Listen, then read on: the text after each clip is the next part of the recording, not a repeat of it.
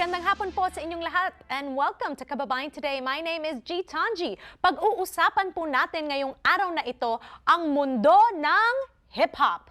Okay, you're probably thinking, hip-hop? Ano yung hip-hop na yon? Well, we've got someone who's very knowledgeable on the subject who's here today, si DJ Rhettmatic, born Nazareth Nirza.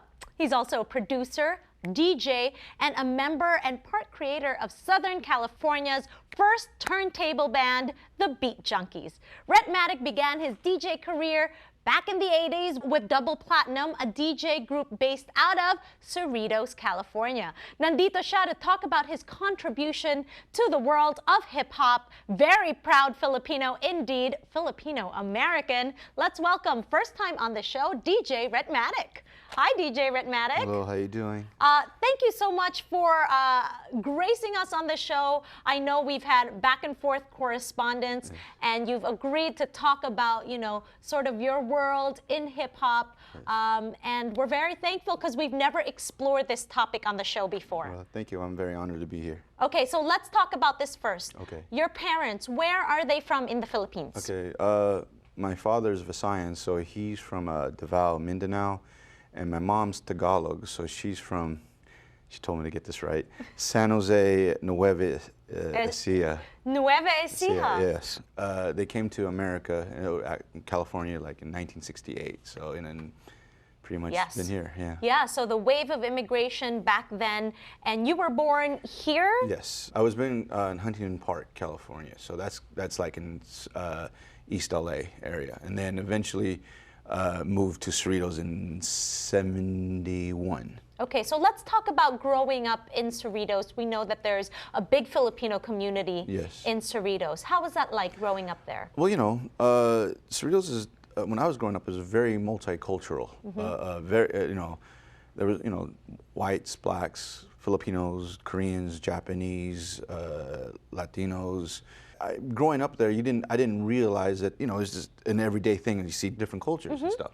Growing up later on, I found out, like, you know, my parents were one of the very few first Filipino families that moved to Cerritos, and eventually, you know, more Filipinos started moving into Cerritos.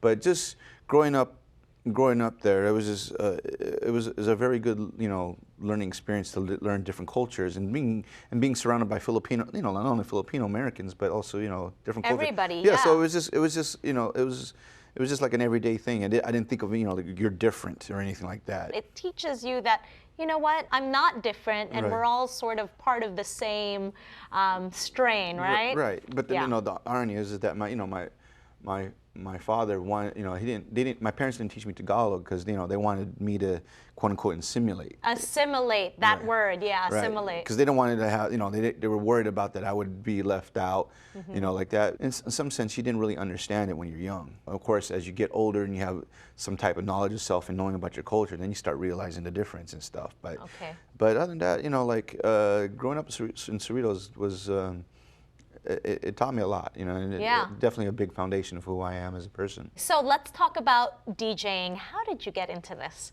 A lot of people don't know that the culture of hip-hop originated in the East Coast, specifically the Bronx, New York. So the music, the dance, the culture, the art eventually made out into the West Coast, specifically in California.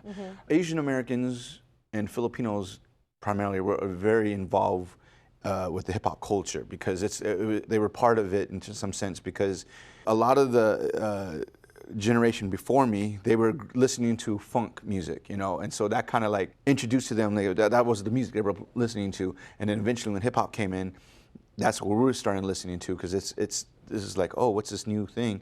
And we all, a lot of people from my generation, being Filipino Americans, is that we gravitated to it because there's something that we can, for whatever reason, kind of associate with it, like that. So I basically got into it just because of the culture and finding what, you know, this new thing. What is this? And didn't even know it was called hip hop yet. Okay. So, well, hip hop has definitely become a genre that is worldwide Yes. recognized, and a lot of people don't understand what it is. It's not just music; it's a culture. culture. It's totally a culture. Right. So, Right. for the people that are wanting to understand this culture, how would you sort of explain that to them? Okay. Hip hop, the culture itself, it's like any type of culture, whether you, like same thing with Filipino culture. You got music, you got language, you got art, you got styles of clothing and stuff. It's the same aspects, but it's just it's more youth oriented. Hip hop came from nothing basically. It was made into it was born out of a necessity of having something, because it was started by African and Latino Americans, because they had nothing.